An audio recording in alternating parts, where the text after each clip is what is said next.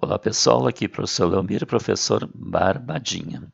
Nessa aula vamos estudar os subconjuntos de um conjunto dado através da relação de inclusão e as suas propriedades. Barbadinha. Então, item 5, dando continuidade ao nosso estudo sobre conjuntos, subconjuntos e relação de inclusão. Então, dados dois conjuntos A e B. Se todos os elementos do conjunto A também forem elementos do conjunto B, dizemos que A é subconjunto de B, ou que A está contido em B. Também podemos dizer que A é parte de B ou que B contém A. Então, se o A está contido em B, o B contém o A, dizendo o contrário. Então, para indicar que A está contido em B, usamos essa notação aqui. Veja que aqui tem um C aqui, um pouco esticado aqui, com esse estilo de C aqui. E a gente lê A está contido em B, ou o conjunto A está contido no conjunto B. E para indicar que B contém A, usamos essa notação aqui, o C invertido.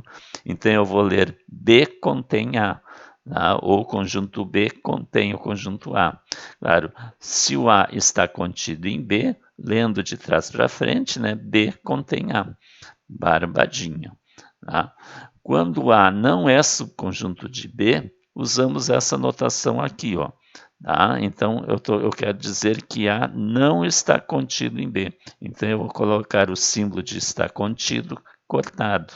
Então, eu estou negando, A não está contido em B. Isto significa que nem todo elemento de A pertence a B. Ou seja, que existe pelo menos um elemento de A que não pertence a B. Então, se eu tenho dois conjuntos, A e B, se pelo menos um elemento de conjunto A não pertence ao conjunto B, então o A não está contido em B. Isso é importante.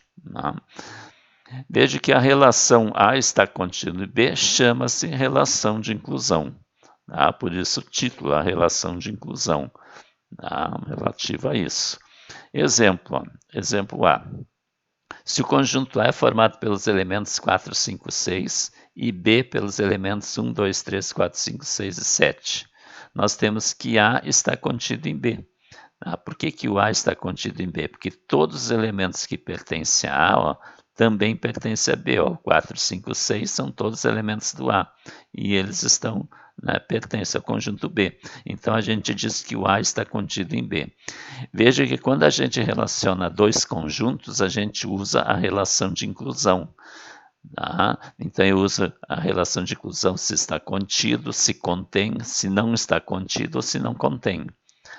O pertence, a relação de pertinência é entre elemento e conjunto, então tem que cuidar.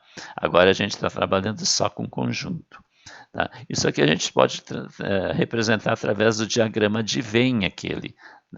Então aqui eu tenho aqui através de círculo, elipses, uma curva fechada aqui, eu tenho aqui o conjunto A, que é formado pelos elementos 4, 5 e 6 aqui, Então dentro do conjunto A tem o 4, 5, 6.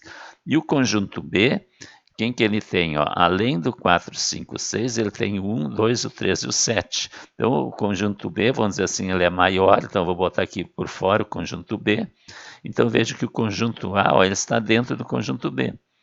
Então, o B contém o conjunto A, que é formado pelo 4, 5, 6. E, além disso, ele tem o 1, tem o 2, tem o 3 e tem o 7. Veja que 1, 2, 3 e 7 estão dentro do B, mas não estão dentro do A. Barbadinha. B, o conjunto formado pelos elementos 10, 20 e 30 está contido no conjunto formado pelos elementos 10, 20 e 30. Veja que são conjuntos iguais. Então, dois conjuntos iguais, um está contido dentro do outro. Porque todos os elementos que pertencem a um pertencem ao outro também. Barbadinha. O C, o conjunto formado pelo menos 3, menos 2, menos 1, 0 e 1 contém o conjunto formado pelo menos 3 e 1.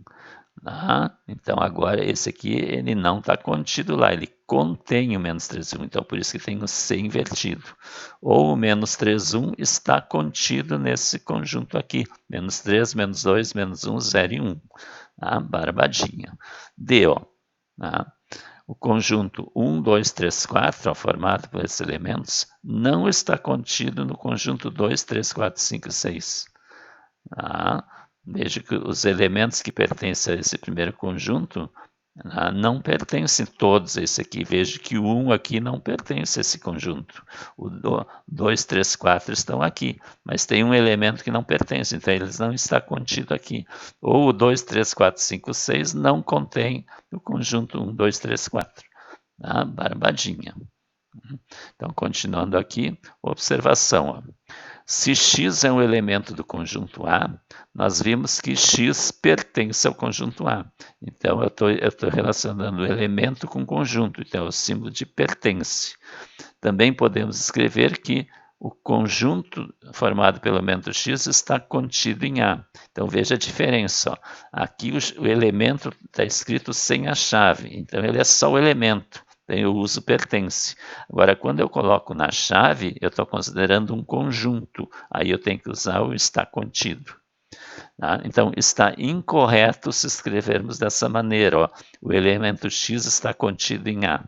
Isso eu não posso escrever, tá? Porque com elemento e conjunto eu não posso usar a relação de inclusão. E aqui também eu não posso usar. Aqui eu tenho o conjunto formado pelo elemento x e o conjunto A. Eu não posso usar o pertence. Aqui eu tenho que usar o contido. Tá? Então tem que ter cuidado com isso aqui, com essa notação na linguagem matemática. 2. Para qualquer conjunto A, tem-se A está contido em A. Ou seja, todo conjunto é subconjunto dele mesmo.